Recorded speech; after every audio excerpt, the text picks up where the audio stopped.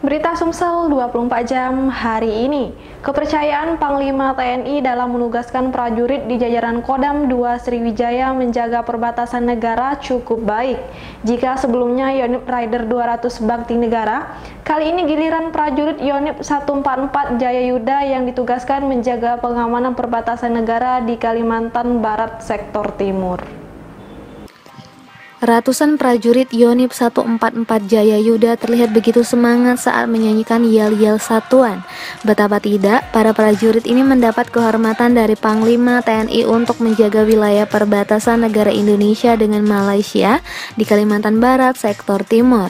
Setidaknya ada 450 prajurit yang akan berangkat besok menggunakan kapal KRI Teluk Lampung 540. Di sana, para prajurit ini akan menjalankan tugasnya selama 9 bulan. Panglima Kodam 2 Sriwijaya Maijen TNI Agus Suhardi berpesan, sepanjang perbatasan wilayah darat banyak berbagai kerawanan yang timbul seperti perubahan patok-patok batas wilayah, illegal trafficking, illegal logging, dan lainnya. Untuk itulah, Jenderal Bintang 2 ini meminta agar prajurit melaksanakan tugas operasi dengan penuh rasa tanggung jawab, berbuat dan bertindaklah yang terbaik bagi masyarakat.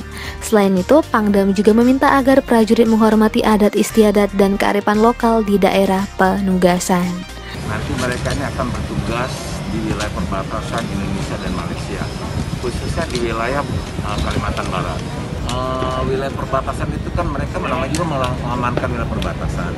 Kebetulan saya pernah tugas di sana pertama adalah mengamankan batas negara berupa patok-patok. Kebetulan kalau di Kalimantan Barat itu rata-rata patoknya masih ada dan terjual. Jadi tugas mereka akan melaksanakan patroli perbatasan ini sehingga patok itu tidak bergeser dari koordinat yang telah ditentukan. Reporter Trisno Rusli, juru kamera Sri Depi, Palfres.com. Pemirsa, sebanyak 35 personil Polres Muba menggelar aksi donor darah di posko penyekatan terpadu Simpang 4 Polsek Sekayu kemarin. Aksi ini dilakukan untuk memasok kebutuhan darah bagi pasien operasi jantung. Kapolres Musi Banyuasin AKBP Erlintang Jaya melihat langsung proses donor darah yang diikuti puluhan personil di posko penyekatan terpadu Simpang 4 Polsek Sekayu. Kapolres mengatakan ada 35 anggota yang mengikuti kegiatan donor darah tersebut. Kegiatan ini sebagai bentuk kepedulian Polres Muba dalam membantu warga yang akan menjalani operasi jantung. AKBP Erlin menambahkan, kegiatan ini juga digelar sebagai rangkaian dari peringatan Hari Palang Merah Internasional. Diharapkan dengan adanya aksi donor darah ini dapat membantu meringankan masyarakat yang akan membutuhkan darah. Dia menjelaskan, sebelum dilakukan donor, personil terlebih dahulu mengikuti cek kesehatan mulai dari suhu tubuh hingga tensi darah. Jika hasilnya baik, pendonor dapat melanjutkan pengambilan darahnya oleh tim medis. Jadi kita melihat situasi saat ini memang masih pandemi COVID-19, masih terus mengalami perubahan-perubahan situasi, di mana di wilayah Musi Banyuasin ini juga cukup tinggi ya penyebaran COVID-19. Tetapi kita melihat kegiatan yang dilakukan oleh Rumah Sakit Sekayu dalam membantu warga yang terkena penyakit jantung yang akan dioperasi di Rumah Sakit Sekayu. Oleh karena itu kemarin dari pihak rumah sakit berkoordinasi dengan kami meminta bantuan untuk darah O. Apabila ada anggota Polri yang berdarah O, minta untuk dinonorkan darahnya ke pasien yang bakal dioperasi di Rumah Sakit Sekayu tersebut. Reporter dan juru kamera Firdaus, Palpres.com.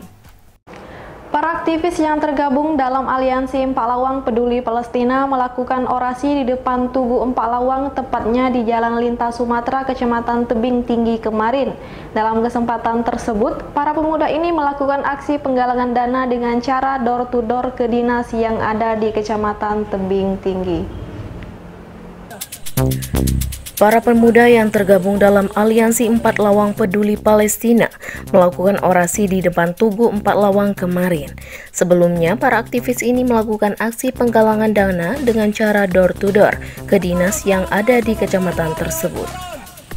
Dalam aksi penggalangan dana ini mendapat dukungan dari Bupati 4 Lawang, Jonci Muhammad. Bahkan sang bupati menjadi donatur pertama dengan memberikan donasi sebesar 10 juta rupiah.